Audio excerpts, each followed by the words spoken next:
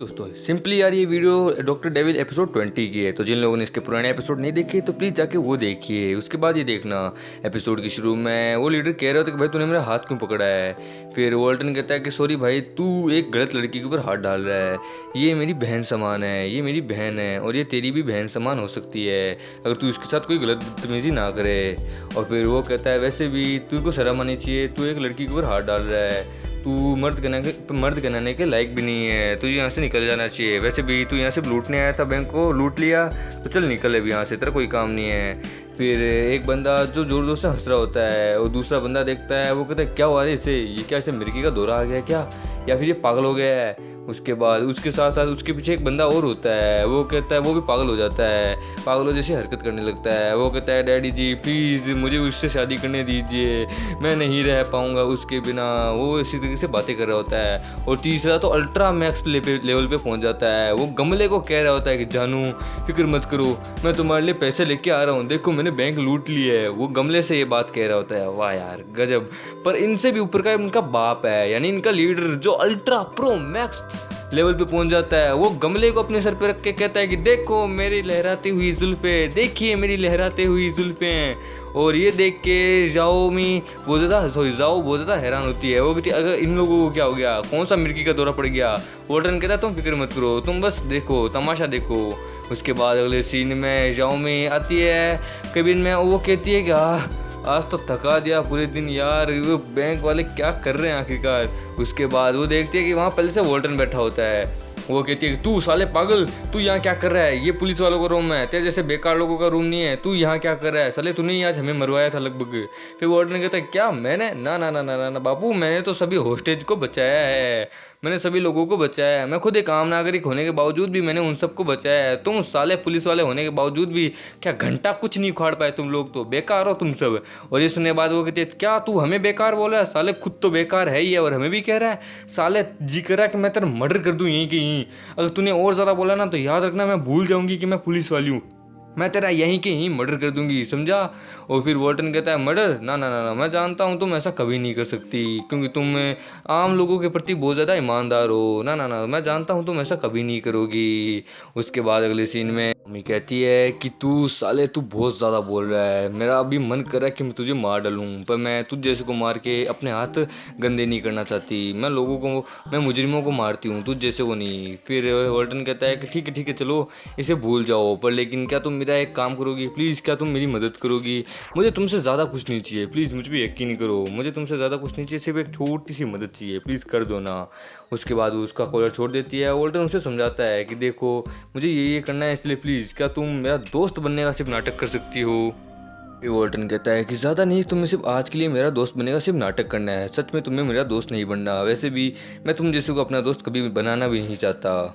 फिर जाओमी कहती है कि क्या कहा, तुम्हारा दोस्त, वो भी सिर्फ दोस्त बनने का नाटक, अरे मैं दोस्त बनने का नाटक छोड़, मैं तेरे मुंह भी नहीं लगूंगी साले, मैं तेरे जैसे की दोस्त कभी नहीं, मैं चुल्लू पर पानी में डूब बनना ज़्यादा पसंद करूंगी।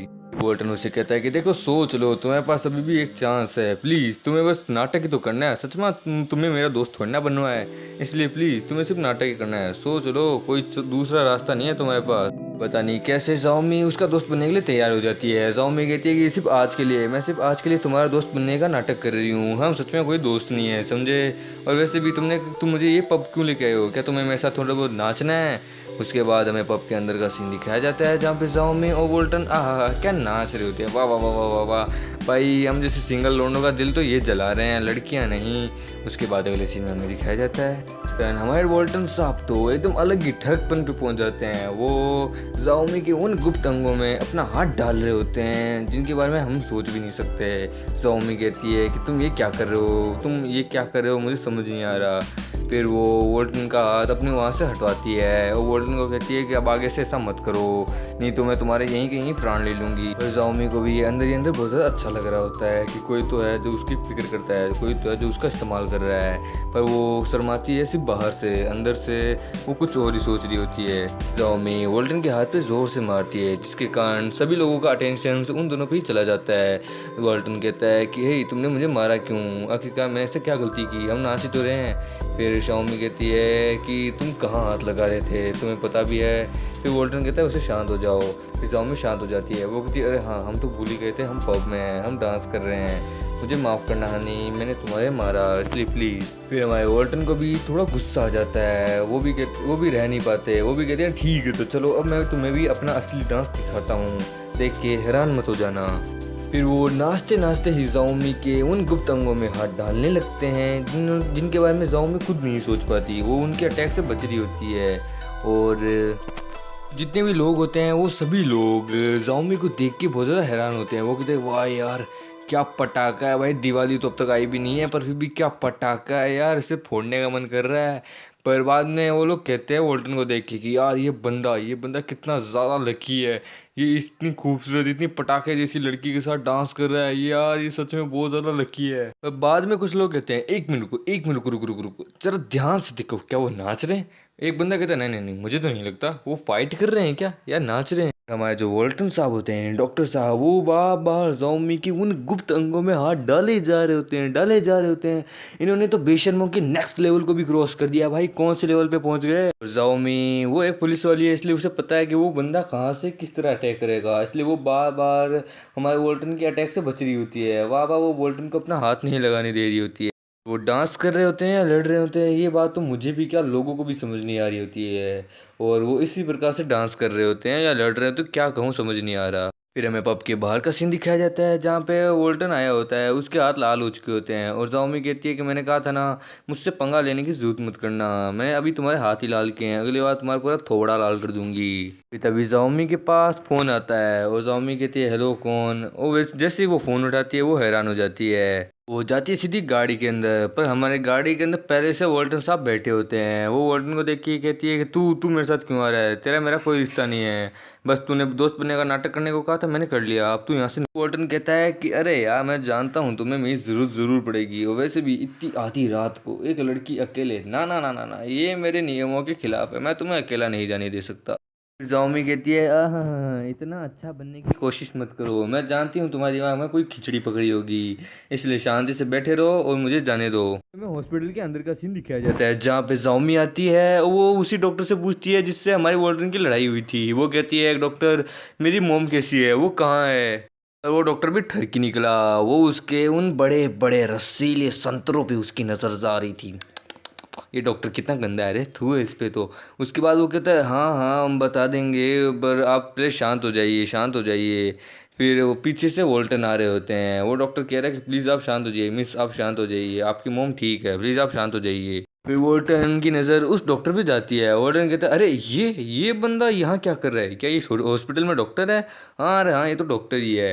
पर बाद में वो सोचता है कि इस बंदे की और मेरी 136 का आंकड़ा है, इसकी और मेरी लड़ाई हुई थी मुझे याद है। फिर हमारे वोल्टन यानी डॉक्टर साहब जोर से चिल्ला के कहते हैं कि तू साले तू ठरकी डॉक्टर, तू साले तेरी गंदी नज़र कहाँ जा रही है वे, तू यहाँ क्या कर रहा है वैसे, तू मुझे बता सकता है। और फिर वो देख के हैरान हो जाता है, वो कहता है ये आवाज़ किसकी है। फिर वो बंदा देखता है और उसकी फटकी 4464 हो जाती है। वो कहता है कि डॉक्टर वोल्टन आप यहाँ, ये कैसे हो सकता है, मतलब ज़रूर मैं सपना देख रहा हूँ। फिर वो डॉक्टर कहता है कि है डॉक्टर वोल्टन ज़रूर ये यहाँ है तो यानी ठीक है, तो मैं अब क्या करूँ। तो वो कहता है मिस आपकी मोम रूम नंबर 318 में है, आप वहाँ जा सकते हैं, उनसे मिल सकते हैं। शाओमी अपनी मोम के पास जाती है, वो कहती है मोम देखिए मैं आ गई, आप एकदम ठीक है ना। और वोल्टन भी देखता है उसकी मोम को, शाओमी की मोम को दिखाया जाता है जो कहती है कि शाओमी अब मैं बच्ची नहीं रही हूँ, मैं बड़ी हो चुकी हूँ, मैं तुम्हारी मोम हूँ, और वैसे भी तुम भी अब बड़ी हो चुकी हो, तो वैसे भी अब तुम्हें अब शादी कर लेनी चाहिए, मुझ जैसी बूढ़ी के बारे में अब तुम्हें नहीं सोचना चाहिए। फिर वो फिर वो वॉल्टन को देखती है, वो कहती है ये महाशय कौन है, ये क्या तुम्हारा फ्रेंड है या बॉयफ्रेंड है। फिर वो जाओमी की मोम से मिलता है, वो कहता है हेलो आंट, मैं आपसे मिलकर बहुत ज़्यादा खुश हुआ, आप जाओमी की मोम है, मेरा नाम है ये वॉल्टन और मैं एक डॉक्टर हूँ, वैसे मैं डॉक्टर हूँ भी और नहीं भी, मैं गॉड ऑफ मेडिसन हूँ वैसे। जाओमी की मोम कहती है वैसे क्या तुम कुंवारे हो, अगर कुंवारे हो तो मेरी जाओमी के लिए तुम परफेक्ट हो, क्या तुम मेरी जाओमी से शादी करोगे, वैसे तुम दोनों की जोड़ी है तो बढ़िया। फिर जाओमी शर्मा जाती है, वो कहती है मोम आप ये क्या कह रही हैं, प्लीज़ आप शांत हो जाइए। वोल्टन उस जाओमी को अपनी तरफ बाहों में ले लेता है और फिर वो जाओमी की मोम से कहता है कि हाँ वैसे आपने सही कहा, मैं आपका दामाद बहुत खुशी खुशी बनने के लिए तैयार हूँ, वैसे भी सभी लोग कहते हैं कि हम दोनों की जोड़ी बढ़िया है और मैं इस चीज़ से बहुत ज़्यादा खुश हूँ। और फिर जाओमी की मोम भी वोल्टन को इस तरह देखती है, जाओमी और वोल्टन को इस तरह देख के वो भी बहुत ज़्यादा खुश होती है, वो कहती है मुझे तुम दोनों बहुत ज़्यादा अच्छे लगे इस रूप में, मुझे बहुत ज़्यादा खुशी होगी कि तुम मेरे दामाद बनोगे। टॉमी वोल्टन को कहती है कि हनी 2 मिनट आप जरा कोपचे में आएंगे, मुझे आपसे बात करनी है। वोल्टन को ले जाने लगती है। वोल्टन कहता है कि ठीक है आंट, मैं आपसे बाद में बात करता हूँ, मुझे आपसे मिलकर बहुत ज़्यादा खुशी हुई। अभी मैं एक बार अपनी होने वाली वाइफ के साथ जा रहा।